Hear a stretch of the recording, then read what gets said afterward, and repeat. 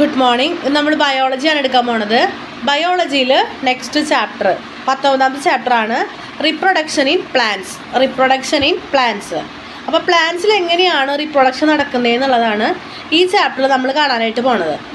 അപ്പോൾ പ്രധാനമായിട്ടും 3 തരത്തിലാണ് പ്ലാന്റ്സിൽ റീപ്രൊഡക്ഷൻ നടക്കുന്നത്. ഒന്ന് വെജിറ്റേറ്റീവായിട്ട്, 2 അസെക്ഷൽ മെത്തേഡ് വഴി, 3 സെക്ഷൽ മെത്തേഡ് വഴി. അങ്ങനെ 3 ടൈപ്പിലാണ് മെയിൻലി പ്ലാന്റ്സിൽ റീപ്രൊഡക്ഷൻ നടക്കുന്നത്.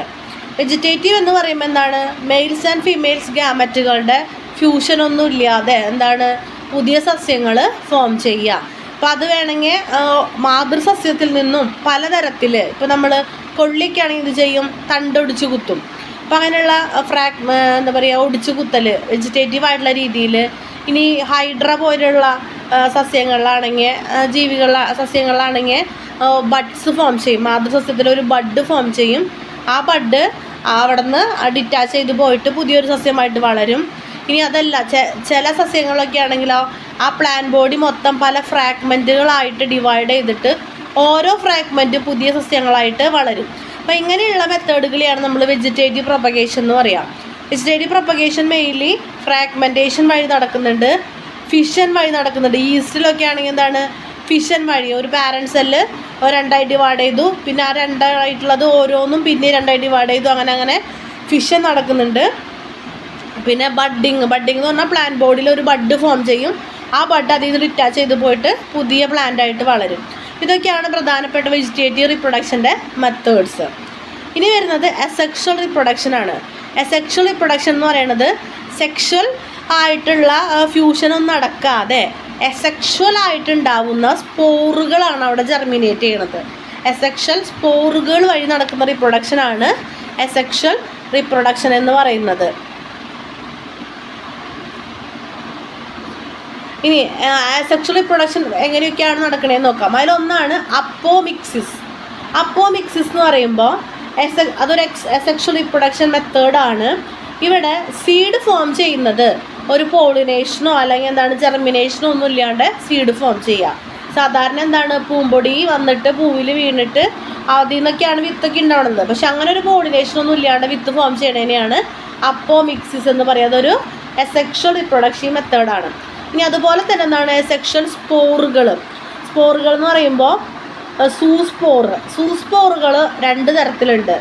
അപ്ലനോസ്പോറുണ്ട്, അപ്ലനോസ്പോറുണ്ട്. സൂസ്പോറുകൾ എന്ന് പറയുമ്പോൾ മോട്ടൈലായിട്ടുള്ള സെക്ഷൽ സ്പോറുകളാണ് സൂസ്പോർസ് എന്ന് പറയുന്നത്. അവർക്ക് ഫ്ലജെല്ലം എന്ന് പറയുന്നൊരു സ്ട്രക്ചർ. ആ സ്പോറുകൾ എന്ന് പറഞ്ഞാൽ ചെറിയ കുരുക്കളാണ്, അല്ലെങ്കിൽ കുമിളകൾ എന്നൊക്കെ പറയാം. അങ്ങനെയുള്ള സാധനങ്ങളാണ്. ഇപ്പോൾ ഒരു എക്സാമ്പിൾ പറയുകയാണെങ്കിൽ നമ്മൾ മതിലുമേക്ക് തല വെട്ടിക്കളിക്കുന്നൊരു സാധനം ഉണ്ടാവും അല്ലേ. അപ്പോൾ അതിൻ്റെ ആ ഉണ്ട എന്ന് പറയുന്നത് അതൊരു സ്പൊറാഞ്ചിയാണ്. അത് സ്പോറുകളെ ഉൾക്കൊള്ളുന്ന സഞ്ചിനെയാണെന്ന് പറയാം, സ്പൊറാഞ്ചിയ എന്ന് പറയാം. അപ്പോൾ ഇതിങ്ങനെ നിൽക്കും. ഇത് നിന്ന് അതിന് പറ്റിയൊരു കണ്ടീഷൻ ആകുമ്പോൾ ആ സ്പൊറാഞ്ചിയെ പൊട്ടുമ്പോൾ ഈ സ്പോറുകൾ മുഴുവനും പുറത്തേക്ക് പോയിട്ടാണ് അവർ പുതിയ ചെടികളായിട്ട് വളരുന്നത്. അതാണ് സ്പൊറാഞ്ചിയ എന്നൊക്കെ പറയുന്നത്. അപ്പോൾ അതിലൊരു ടൈപ്പ് സ്പോറാണ് സൂസ്പോർ എന്ന് പറയുന്നത് ഇങ്ങനെ ലോക്കോമോഷൻ സാധിക്കുന്ന അല്ലെങ്കിൽ മോട്ടൈലായിട്ടുള്ള സ്പോറുകളാണ് സൂസ്പോറുകൾ എന്ന് പറയുന്നത്. അവർക്കൊരു ഫ്ലജെല്ലം ഉണ്ടായിരിക്കും, ഒരു വിപ്പ് ലൈക്ക് സ്ട്രക്ചർ ഉണ്ടായിരിക്കും, ചാട്ട പോലെ. അതിങ്ങനെ അടിച്ചടിച്ച് അവർ സഞ്ചരിക്കും. ഇനി അപ്ലനോസ്പോർസ് എന്ന് പറഞ്ഞാലോ അവർ നോൺ മോട്ടൈലായിട്ടുള്ള സ്പോറുകളാണ്. അവർക്ക് ചലിക്കാനൊന്നുമില്ല. അവരവിടെ അങ്ങനെ നിന്നിട്ട് അവർക്ക് ഫേവറബിൾ ആയിട്ടുള്ളൊരു കണ്ടീഷൻ വരുമ്പോൾ അവരവിടെ നിന്ന് മുളച്ച് വരികയാണ് ചെയ്യുക. അപ്പോൾ സ്പൈറോഗൈറ നമ്മൾ ഈ കുളങ്ങളിൽ അല്ലെങ്കിൽ തന്നെ നമ്മൾ സ്കൂളുകളിലൊക്കെ കണ്ടിട്ടുണ്ടാവും. പാത്രം കഴിക്കണോടത്ത് തന്നെ പച്ച വള്ളികൾ എടുക്കുന്നത്. അതൊക്കെ ഈ സ്പൈറോഗൈറ, ഉഡോഗോണി എന്നൊക്കെ പറഞ്ഞ സ്ട്രക്ചർ പ്ലാന്റുകളാണ്. അതായത് ആൽഗേസ് ആണ്. ഇവരിലൊക്കെ ഇതുപോലെ ഫ്രാഗ്മെൻറ്റേഷൻ വഴി നടക്കും. അവരുടെ പ്ലാൻ ബോഡി ഇങ്ങനെ കട്ട് ചെയ്ത് അതിൽ നിന്ന് പുതിയതായിട്ട് വരും. അപ്പോൾ ആദ്യം പറഞ്ഞു സ്പോറുകൾ പറഞ്ഞു, അപ്പോമിക്സിസ് പറഞ്ഞു, ഫ്രാഗ്മെൻറ്റേഷൻ. ഇതും ഒരു ടൈപ്പ് ഫ്രാഗ്മെൻറ്റേഷൻ പോലെ വരാട്ടാ. ഇനി അപ്പോൾ ഇതൊക്കെയാണ് നമ്മുടെ അസെക്ഷൽ റിപ്രൊഡക്ഷൻ. മെയിൻലി സ്പോറുകളാണ്. 2 ടൈപ്പ് സ്പോറുകളാണ്, സൂസ്പോറും അപ്ലനോസ്പോറും. സൂസ്പോർ എന്ന് പറഞ്ഞാൽ മോട്ടൈലാണ്, അപ്ലനോസ്പോർ എന്ന് പറഞ്ഞാൽ നോൺ മോട്ടൈലാണ്. അപ്പോൾ അവർ സ്പൊറാഞ്ചിയയിലാണ് കാണുക. ഫേവറബിൾ കണ്ടീഷൻ ആകുമ്പോൾ സ്പൊറാഞ്ചിയെ പൊട്ടിയിട്ട് സ്പോറുകൾ പുറത്തേക്ക് വന്നിട്ട് പുതിയ ചെടികളായിട്ട് വളരും. പിന്നെ അപ്പോമിക്സിസ് ഉണ്ട്, പോളിനേഷൻ ഇല്ലാണ്ട് സീഡ് ഫോം ചെയ്യുന്നത്. പിന്നെ ഫ്രാഗ്മെൻറ്റേഷൻ, ടൈപ്പ് ഓഫ് ഫ്രാഗ്മെൻറ്റേഷൻ സ്പൈറോഗേറയിലൊക്കെ നടക്കുന്നത്. ഇതൊക്കെ എന്താണ്? സെക്ഷൽ റീപ്രൊഡക്ഷൻ ആണ്. ഇനി വരുന്നതാണ് സെക്ഷൽ റീപ്രൊഡക്ഷൻ. സെക്ഷൽ റീപ്രൊഡക്ഷൻ എന്ന് പറയുമ്പോൾ മെയിൽ ഗ്യാമറ്റും ഫീമെയിൽ ഗ്യാമറ്റും ഉണ്ടായിരിക്കും. അപ്പോൾ ഗ്യാമറ്റ്സ് എന്ന് പറഞ്ഞു കഴിഞ്ഞാൽ ലൈംഗിക കോശങ്ങളെ അല്ലെങ്കിൽ സെക്ഷൽ സെൽസിനെയാണെന്ന് പറയുക ഗ്യാമറ്റ്സ് എന്ന് പറയുക. അപ്പോൾ അതൊരു മെയിൽ ഗ്യാമറ്റ്സ് ഉണ്ടാവും, ഫീമെയിൽ ഗ്യാമറ്റ്സ് ഉണ്ടാവും.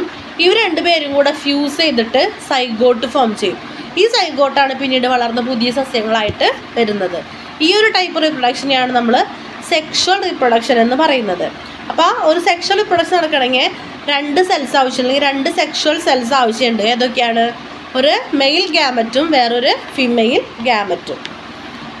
അപ്പോൾ ഇത് മെയിൻലി ആൻജിയോസ്പേംസിലാണ് ഈ സെക്ഷൽ റീപ്രൊഡക്ഷൻ നടക്കുന്നത്. ഇങ്ങനെ സെക്ഷൽ റീപ്രൊഡക്ഷൻ നടന്നാലാണ് ട്രൂ സീഡുകൾ ഫോം ചെയ്യുള്ളൂ. അപ്പോൾ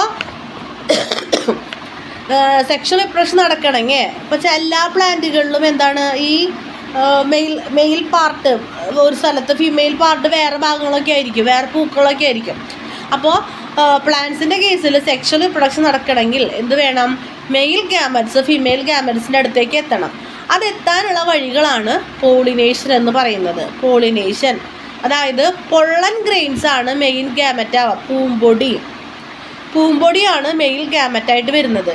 ഈ പൂമ്പൊടീനെ ആ ഫീമെയിൽ ഗ്യാമറ്റ് അല്ലെങ്കിൽ എന്താണ് ഫീമെയിൽ സെക്സ് സെല്ലുകളിൽ എത്തിക്കുക. ആ ഒരു പ്രോസസ്സാണ് പോളിനേഷൻ അല്ലെങ്കിൽ പരാഗണം എന്ന് പറയുന്നത്. പരാഗണം 2 തരത്തിൽ നടക്കാം. ഒന്ന് self pollination, 2 cross pollination. Self pollination എന്ന് പറഞ്ഞു കഴിഞ്ഞാൽ ഒരേ ചെടിയിൽ തന്നെ അല്ലെങ്കിൽ ഒരേ പൂവിൽ തന്നെ ഇത് നടക്കുക. ആ പൂവിലെ തന്നെ പൂമ്പൊടി വന്ന് അതേ പൂവിൽ തന്നെ ഫീമെയിൽ ഗ്യാമറ്റായിട്ട് ഫ്യൂസ് ചെയ്യാം. ക്രോസ് പോളിനേഷൻ എന്ന് പറഞ്ഞു കഴിഞ്ഞാൽ ഒരു പൂവിലെ പൂമ്പൊടി ഒന്നുകിൽ അതേ ചെടിയിലെ തന്നെ വേറൊരു പൂവിൽ, അതല്ലെങ്കിൽ മറ്റൊരു ചെടിയിലെ ഒരു പൂവിലേക്ക് പോയിട്ട് പരാഗണം നടക്കാം. ഇതാണ് ക്രോസ് പോളിനേഷൻ എന്ന് പറയുന്നത്.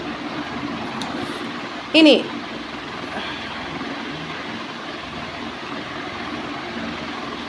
അപ്പോൾ ക്രോസ് പോളിനേഷൻ തന്നെ ക്രോസ് പോളിനേഷൻ എന്ന് പറഞ്ഞാൽ അങ്ങനെയാണ്. ഇനി എങ്ങനെയൊക്കെയാണ് ഇപ്പോൾ ഒരേ പൂവിലൊക്കെ ആണെങ്കിൽ അങ്ങനെ തന്നെ വീഴാമെന്ന് വിചാരിക്കാം. ഒരു ക്രോസ് പോളിനേഷന് സഹായിക്കുന്ന ഏജൻറ്റുകളുണ്ട്.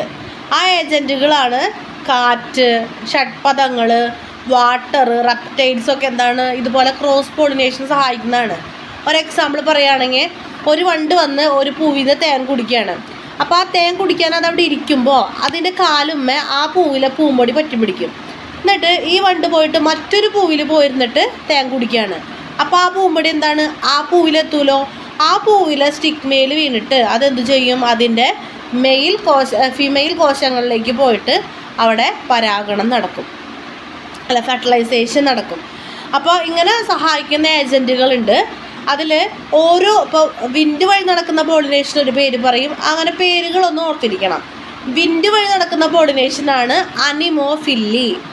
ഇൻസെക്റ്റുകൾ വഴി നടക്കുന്ന പോളിനേഷനാണ് എൻഡമോഫില്ലി. വാട്ടർ വഴി നടക്കുന്ന പോളിനേഷനാണ് ഹൈഡ്രോഫില്ലി. അതുപോലെ തന്നെ ഏതെങ്കിലും ആനിമൽസ് വഴി നടക്കുന്ന പോളിനേഷനാണ് സൂഫില്ലി. അപ്പോൾ ഇതൊക്കെ ഒന്ന് പഠിച്ചു വയ്ക്കണം കേട്ടോ. അപ്പോൾ ഇങ്ങനെ പേരുകളൊന്ന് പഠിച്ചു വയ്ക്കാം. ഇനി അടുത്താണ് പാർത്തനോകാർപ്പി. പാർത്തനോകാർപ്പി എന്ന് പറയുന്നത് ഇപ്പോൾ മിക്ക ഇതുപോലുള്ള പ്ലാന്റ്സുകൾ എന്ത് നടക്കുന്നുണ്ട്? ഫെർട്ടിലൈസേഷൻ നടന്നിട്ട് സൈഗോട്ട് ഉണ്ടായി, ഫ്രൂട്ട് ഉണ്ടായി, ഫ്രൂട്ടിൽ സീഡൊക്കെ ഉണ്ടായിട്ടാണ് ആ സീഡാണ് പുതിയ ചെടിയായിട്ട് വളരാം. ഇനി ചില പ്ലാന്റ്സിൽ എന്താണ് അവിടെ ഫെർട്ടിലൈസേഷൻ നടക്കാതെ ഓവറി തന്നെ എന്താണ് ഫ്രൂട്ടായിട്ട് ഡെവലപ്പ് ചെയ്ത് വരും. ഫെർട്ടിലൈസേഷൻ നടക്കാതെ ഓവറി ഫ്രൂട്ടായിട്ട് ഡെവലപ്പ് ചെയ്ത് വരും. ഇങ്ങനെയുള്ളതിനെയാണ് എന്താ പറയുക? ഈ ഒരു പ്രോസസ്സാണ് പാർത്തനോകാർപ്പി. ഇങ്ങനെയുള്ള ഫ്രൂട്ടുകളാണ് പാർത്തനോകാർപ്പിക് ഫ്രൂട്ടുകൾ എന്ന് പറയുക. ഒരു എക്സാമ്പിൾ പറയുകയാണെങ്കിൽ ബനാന, പഴം അല്ലേ. പഴത്തിൽ എന്തില്ല? പഴത്തിൽ തരികൾ കാണും, അല്ലാതെ അതിലൊരു സീഡ് എന്ന് പറയാനില്ല. എന്താണ് സീഡില്ലാത്തത്? അവിടെ ഫെർട്ടിലൈസേഷൻ നടക്കുന്നില്ല. ഫെർട്ടിലൈസേഷൻ നടക്കാതെ വാഴയുടെ പൂവിൽ ഓവറി ഡെവലപ്പ് ചെയ്തിട്ടാണ് എന്തുണ്ടാവുന്നത്, പഴം ഉണ്ടാവുന്നത്. ഇതിനെയാണ് പാർത്തനോകാർപ്പി എന്ന് പറയാം.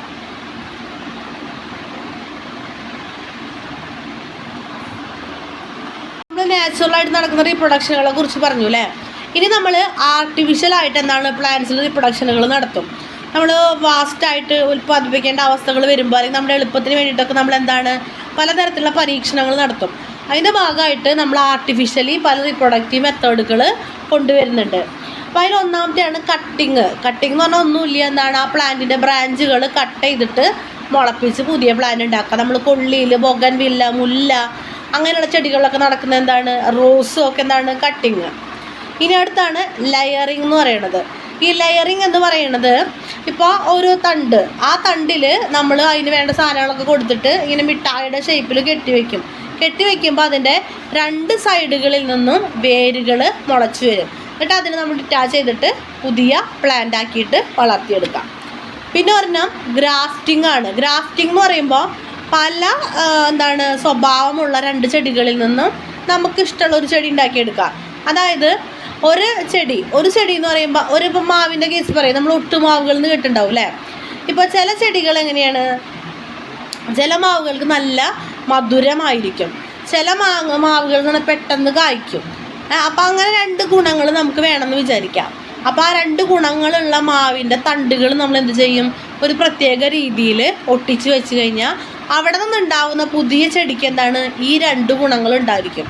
പെട്ടെന്ന് കായ്ക്കുകയും ചെയ്യും, നല്ല മധുരമുള്ള മാങ്ങ ഉണ്ടാവുകയും ചെയ്യും. ചിലരൊക്കെ വളരെ ഭംഗിക്ക് വേണ്ടിയിട്ട് ഒരു മെയിൻ റോസാ ചെടി വെച്ചിട്ട് അതിൽ പല കളറിലുള്ള റോസാപ്പൂക്കൾ ഉണ്ടാക്കിയെടുക്കും. അവിടെയൊക്കെ എന്ത് ചെയ്യും, അവർ ഗ്രാഫ്റ്റ് ചെയ്യും. ഗ്രാഫ്റ്റ് ചെയ്യാനായിട്ട് നമ്മൾ എടുക്കുന്ന ഏതാണോ ഒരു സസ്യം എടുക്കുന്നത്, എവിടെയാണ് നമ്മൾ വേരുറപ്പിച്ചിട്ടുള്ള ഒരു സസ്യം എടുക്കുന്നത് അല്ലെങ്കിൽ വേരുറപ്പിച്ച സാധനം എടുക്കുന്നത്, അതിന് നമ്മൾ സ്റ്റോക്ക് എന്ന് പറയും. അതിലേക്ക് നമ്മൾ ഒട്ടിച്ച് ചേർക്കുന്ന മറ്റു ക്യാരക്ടർ നമ്മൾ സിയോൺ എന്ന് പറയും. അപ്പോൾ ഇതൊക്കെയാണ് മെയിൻലി ഗ്രാഫ്റ്റിങ്, ലെയറിങ് പറഞ്ഞു. ഇപ്പോൾ സ്റ്റോക്ക്, സിയോണിൻ്റെ കഥയൊക്കെ പറഞ്ഞു. അപ്പോൾ ഇങ്ങനെയാണ് നമ്മൾ ഈ ടൈപ്പ് വരുന്നത്. ഇനി അതല്ലാതെ നമ്മൾ എന്താ ചെയ്യുക, ടിഷ്യൂ കൾച്ചർ വഴി നമ്മൾ ഒരുപാട് സസ്യങ്ങളെ ഒരുമിച്ച് ഒരുപാട് സസ്യങ്ങൾ ഉണ്ടാക്കിയെടുക്കാം ടിഷ്യൂ കൾച്ചർ വഴി. അതാണ് മൈക്രോ പ്രൊപ്പഗേഷൻ എന്ന് പറയുന്നത്. ആ ടിഷ്യൂ കൾച്ചർ വഴി നമ്മൾ ഒരുമിച്ച് ഒറ്റയടിക്ക് ഒരുപാട് സസ്യങ്ങളെ വളർത്തിയെടുക്കുന്ന രീതിയാണ്. അതായത് ആ ഒരു ന്യൂട്രിയൻ്റ് മീഡിയം കൊടുക്കുകയാണ് ഒരു പ്ലാന്റിന് വളരാൻ ആവശ്യമുള്ള മീഡിയം. അത് കുറേ സാധനങ്ങളല്ല, എന്താണോ അതിന് സ്പെസിഫിക്കലി വേണ്ടത് ആ സാധനങ്ങൾ നമ്മൾ ഡയറക്റ്റ് കൊടുത്തിട്ട് ആ ന്യൂട്രിയൻ്റ് മീഡിയത്തിൽ ആ സസ്യത്തിന് നമ്മൾ വളർത്തിയെടുക്കുക. അതാണ് ഇവിടെ അവലംബിക്കുന്നത്. ബാക്കി നിങ്ങൾ ടെക്സ്റ്റിൽ വായിച്ച് നോക്കി നമുക്ക് മനസ്സിലാവാവുന്നുള്ളൂ. അതിൻ്റെ എക്സാമ്പിളുകളൊക്കെ കൊടുത്തിട്ടുണ്ടെങ്കിൽ അതൊക്കെ ജസ്റ്റ് നോക്കി വയ്ക്കാം.